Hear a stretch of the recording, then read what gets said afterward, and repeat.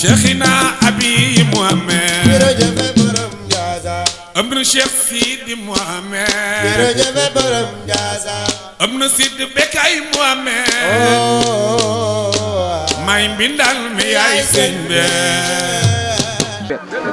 mi nga xamante ne dafa teew ci bis bi nga xamante ne mooy retour à la source sëriñ bi ban yëg-yëg nga am ci bisu tay bi. kontaan rek dëgg lool macha allah ndax Serigne Cheikh bu yàlla moo ñu boole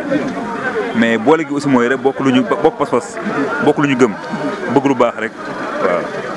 macha allah tey mu jël bis bi dara jaale ko ki nga xamante moom mooy Serigne Saliou Mbacké ku dégg wax Serigne Saliou Mbacké wax Ndiassane ndax alaaxa bi nga xamante amoon na ko ak Cheikh bu Mouhamed Baye bu loolu tamit ban yëgee nga si am. macha allah loolu moom lu am solo la ndax mag ñi dañu déggoo woon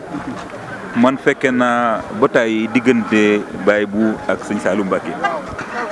ba ci benn bis ma ñëw fa te benn xar tabaski ci biir néegu sëriñ bi mu xam ma ne lii de Touba la jógee seen sëriñ ba moo ma ko yónnee ma xam seen diggante ba xale bu mu ko tudde woon di doom son day fa na ma gis xale bi xamoon ko soppoon ko loolu macha allah donc mu nekkoon lu dëggu ci seen ñoom daal benn la ñu woon daal macha allah benn la ñu woon. macha allah lan ngay wax ci Ndiassane TV mooy nga xamante ne mooy télé kër gi. waaw donc man nag miinu moon trop Ndiassane TV mais nag vraiment leen di encouragé bu baax a baax ndax communication dafa am solo xam nga te dëkk bu mel nii wanam un instant communication comme yéen a fi nekk nag di jàllale di wax lu baax yàlla na yàlla taxaw yàgg seen taxawaay. jërëjëf Cheikh Mbacké Kébé jërëjëf.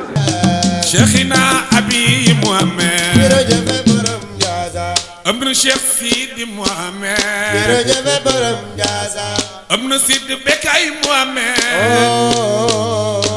may mbindal mi yaay sëñ be